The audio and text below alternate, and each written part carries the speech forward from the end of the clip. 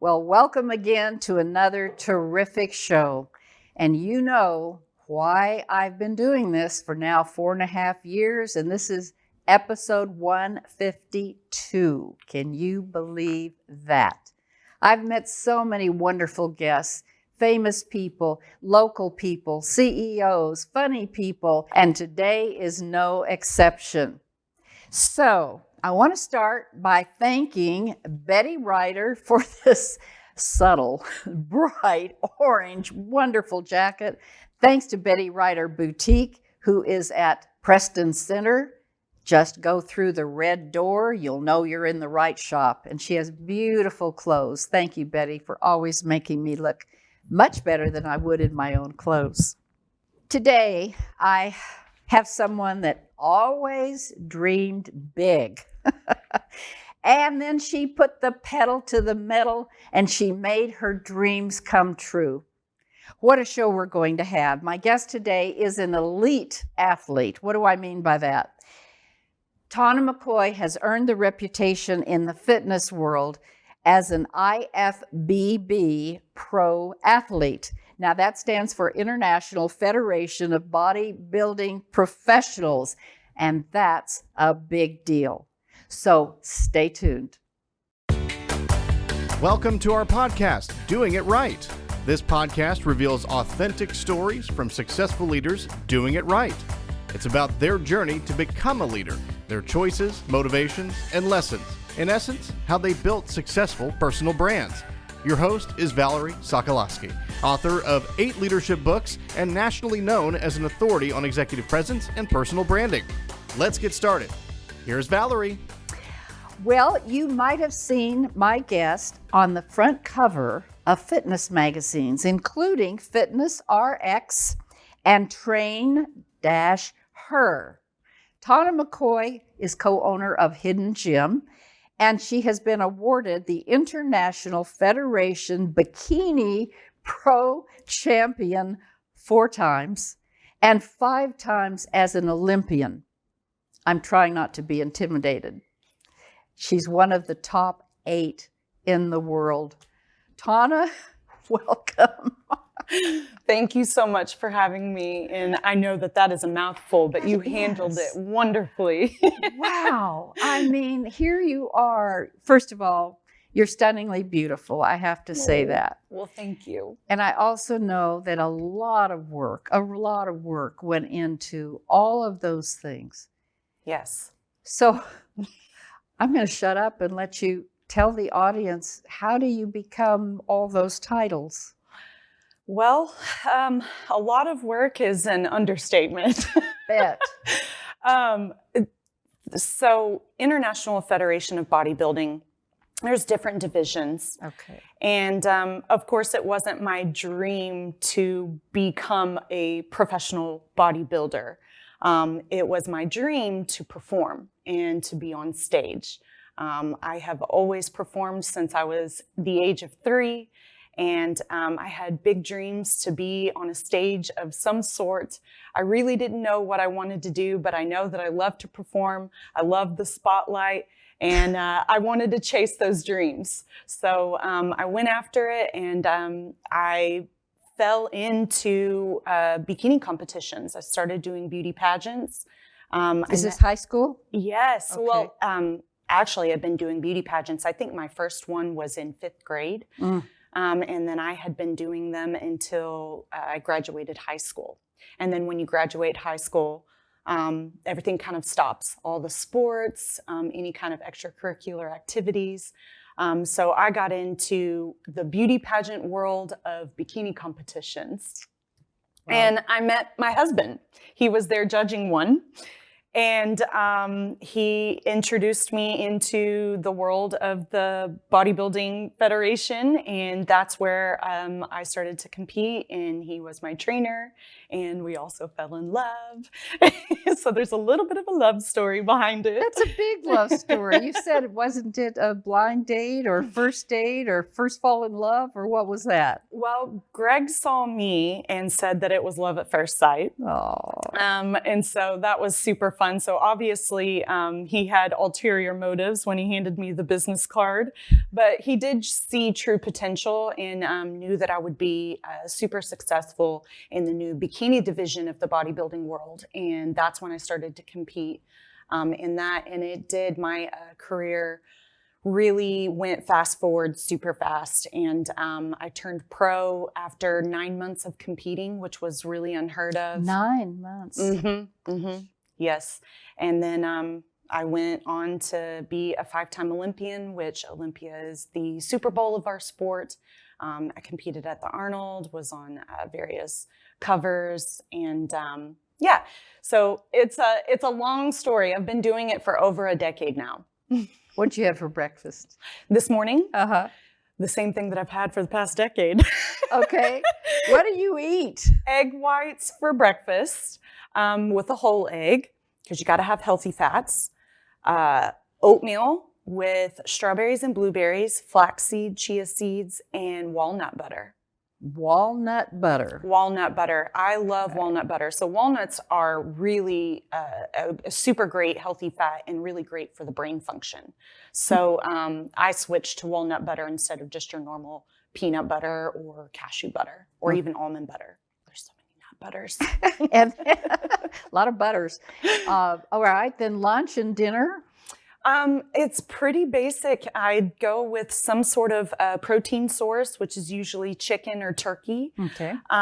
Sometimes I will have the occasional red meat.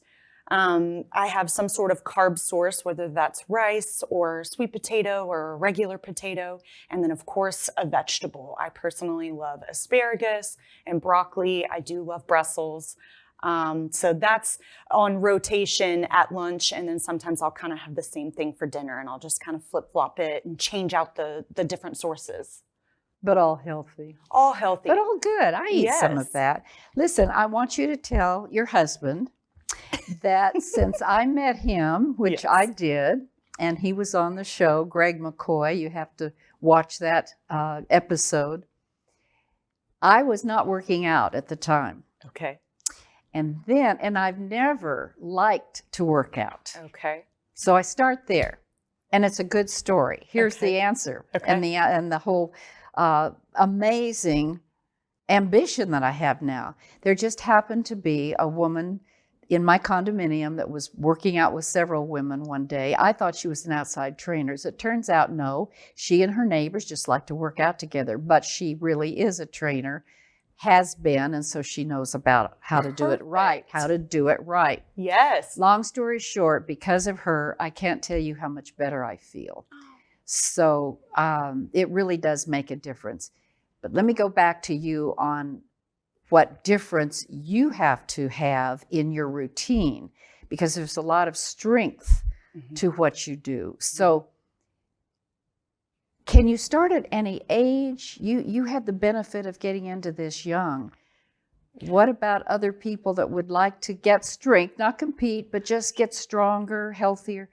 Sure. Well, first of all, Valerie, that makes me so happy, and I'm so proud of you. And I Thank will you. definitely relay the message to Greg, Please because do. obviously what a great influence he was after that, Was. right? He was. But it just goes to show right there what you said, that it's, not about doing it to compete or go to the extreme. It's just to feel good and to have overall health. And I'm sure that I will touch on this topic today, but I learned about 4 years ago that if you don't have your health, you have nothing.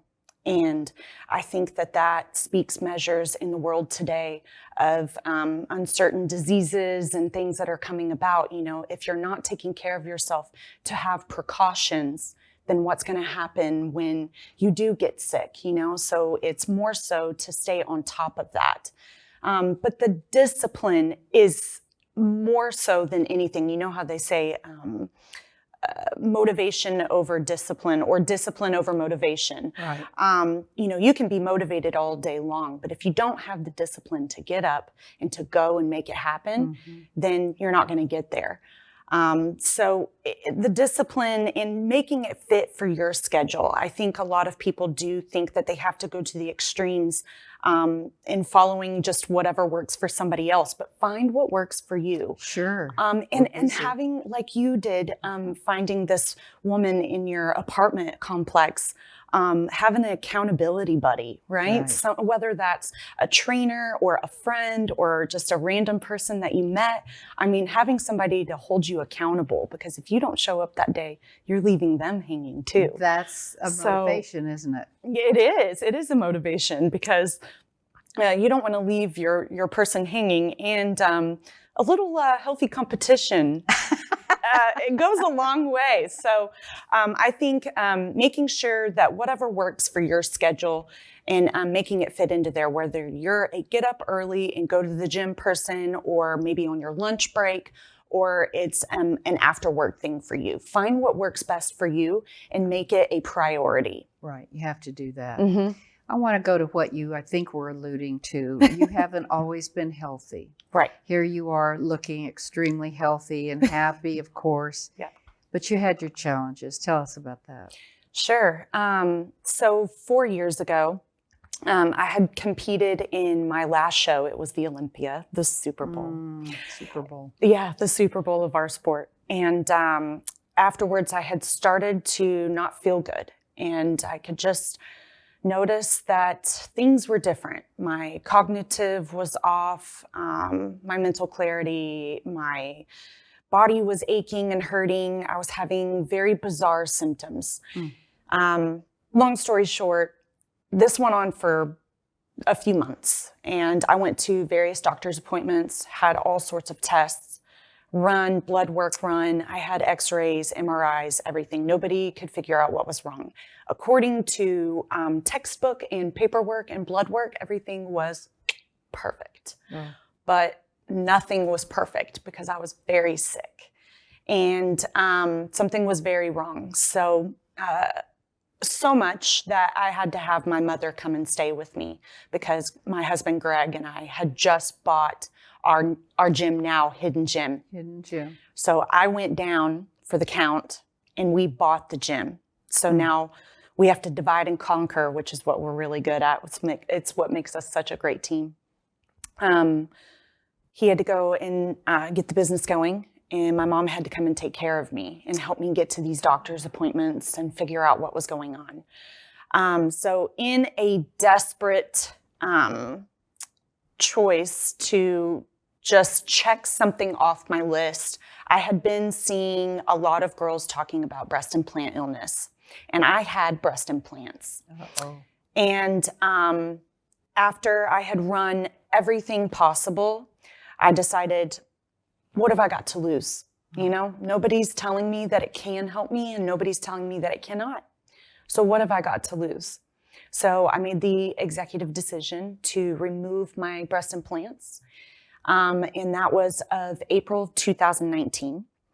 And I had no idea if this was going to help me or fix me or be my answer, but I knew that it was a chance that I was willing to take because of how deathly, and not exaggerating, deathly ill I was.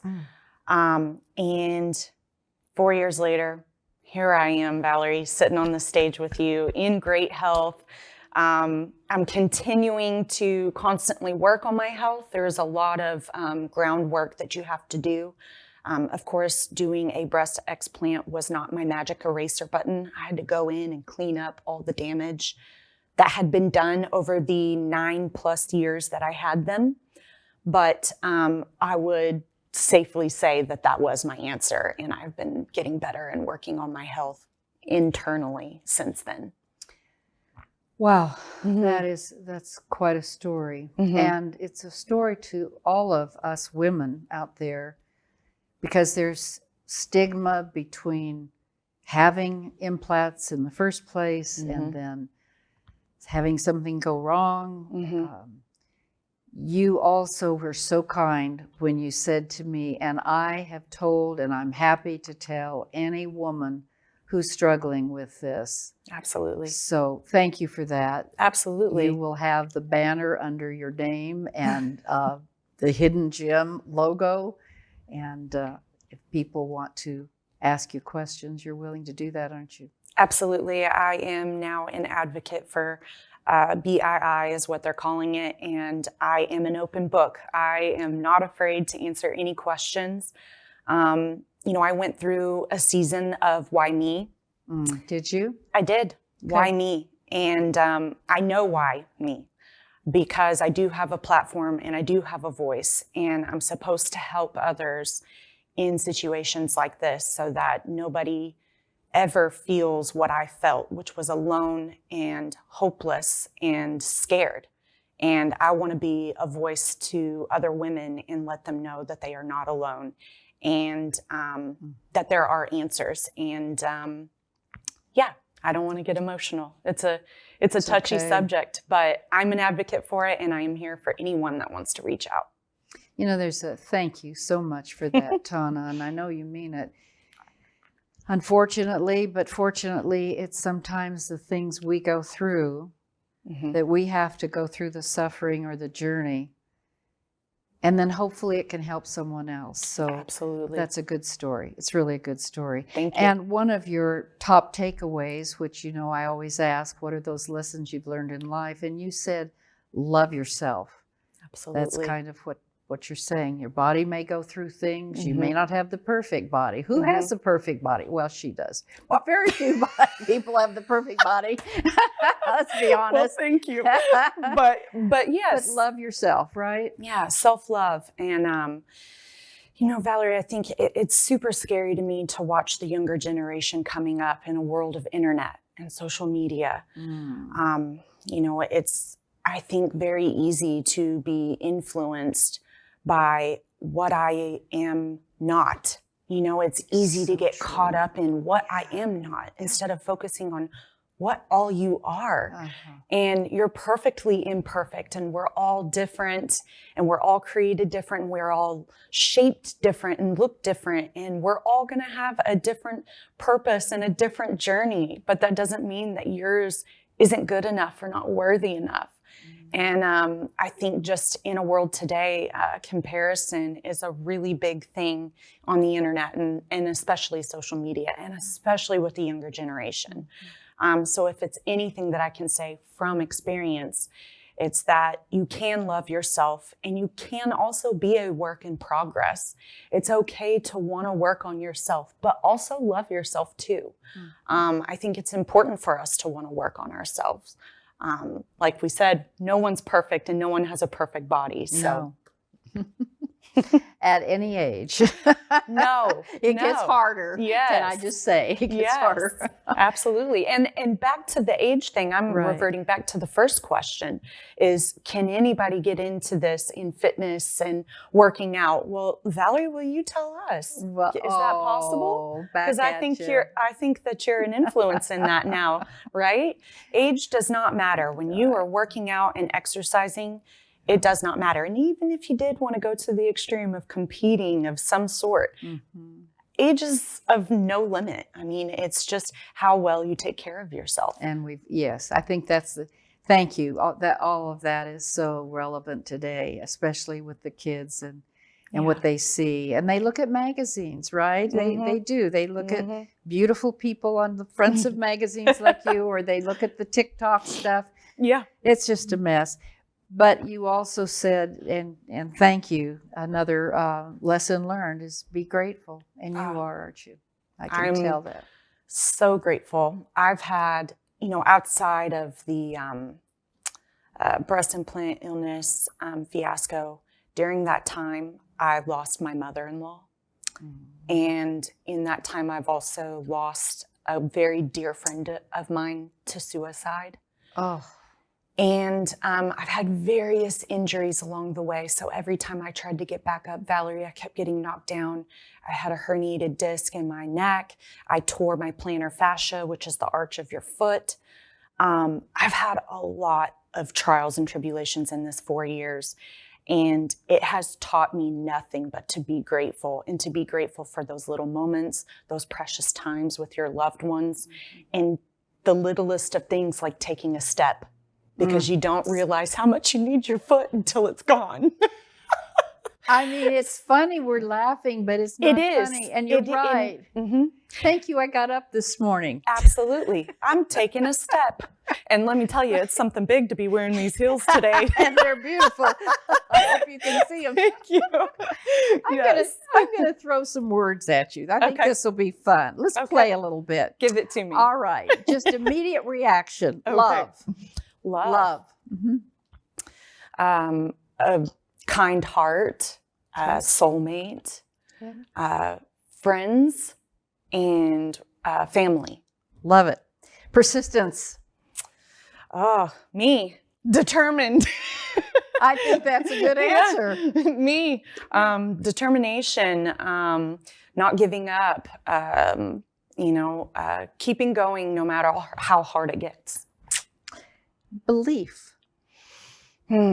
What I feel everybody in this whole world needs to do, believe in themselves, because if you believe in yourself, then everybody's going to believe in you. And you have to have that belief that things are going to turn out for the better, or you're going to be where you're supposed to be, or it's going to work out the way that it's supposed to be. It's what gives us hope. Oh, without hope, God bless us. Mirror. The mirror. The mirror can be an evil place. That reaction. It can be very fooling, the mirror. It can be also a great place because it's a reflection of who you really are. And I've talked about this before, but it's a reflection of who you are when you're all made up. But it's also a reflection of who you are when you go home and you take off. Remember, we were talking about our eyelashes. Yes, we both got them on today. Yes, I have on extensions and makeup, and it's what we do. It's a womanly thing. But you've got to be able to look at yourself in the mirror when all that's off and love yourself still. That's very true. Not easy. Very true. No, but yes. Wisdom. An owl. I'll take that. Also take that.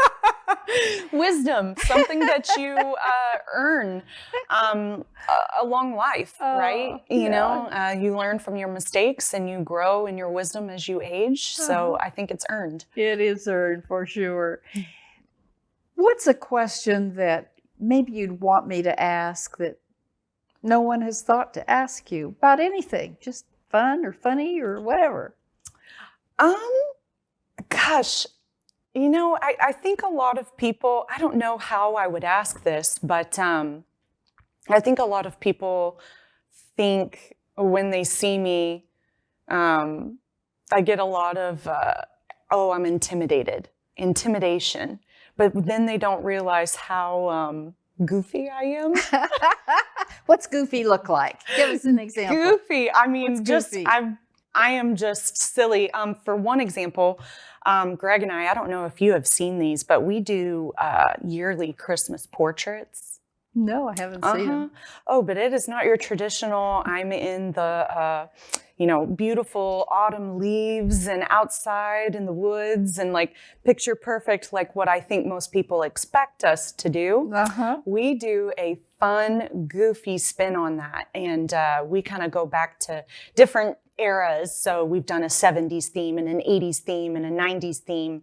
And they're spoof pictures, Christmas portraits, and we do goofy videos. So I love just goofing off and just having a good time. And I think a lot of people just look at me to be just prim and prop and perfect. But I love to just have a good time and goof off. So we've had such a good time today. Definitely. This is such a good time. I want to share a couple of other things before we leave. Okay. And they will be in the show notes, which were lessons that we've talked about kind of. But you said, and I love the way you said it, life is what you make it. Absolutely. And you also, I love this one, hustle, but don't grind through life. Absolutely. And dear. Do we relate to this? I think so. I think a lot of my listeners and watchers, we can get to the grind, and that's when we better stop. Because sometimes it can even affect our health. Absolutely.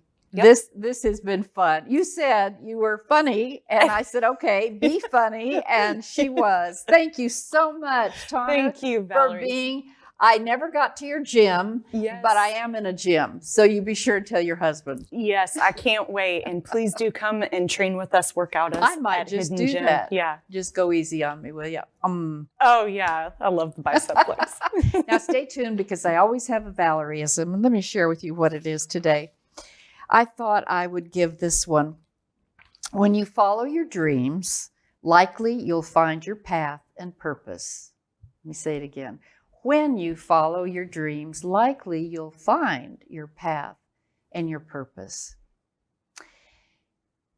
In my executive coaching aspect, between training programs, leadership, and coaching and keynote speaking, it's the purpose piece that people in the coaching part of my work always want to talk about, and they have a devil of a time figuring out what the purpose is. Well, sometimes it's right in front of you, and that's why you can't see it. Because sometimes, audience, your purpose is just a God-given gift or strength or talent that you have, and you're probably using it. And you might not be recognizing that's your purpose. So I want you to think about that. I was doing a program one time with a gentleman that was trying to figure out his purpose, and he said, you know, Valerie, you tell me I'm so good at that, but isn't everyone? And I laughed, and I said, no, John, not everyone is good at that. And through conversation, he realized that was something that was unique to him. And he was doing his purpose, it just didn't click. So that's my Valerieism for today. And don't forget, please, click the red button. I'm up to 1,000 subscribers and growing. I still need you to hit that red button. And my books are on Amazon, Monday Morning Leadership for Women, and of course, Do It Right. Until next time, bye for now. Thanks for listening. To receive Valerie's voice, free monthly leadership tips, and to learn more about her leadership programs and coaching, visit her website, valeriancompany.com. Next week, we'll be here again to inspire, engage, and equip you with teachable points of view from successful leaders who have been doing it right. Until then, lead authentically.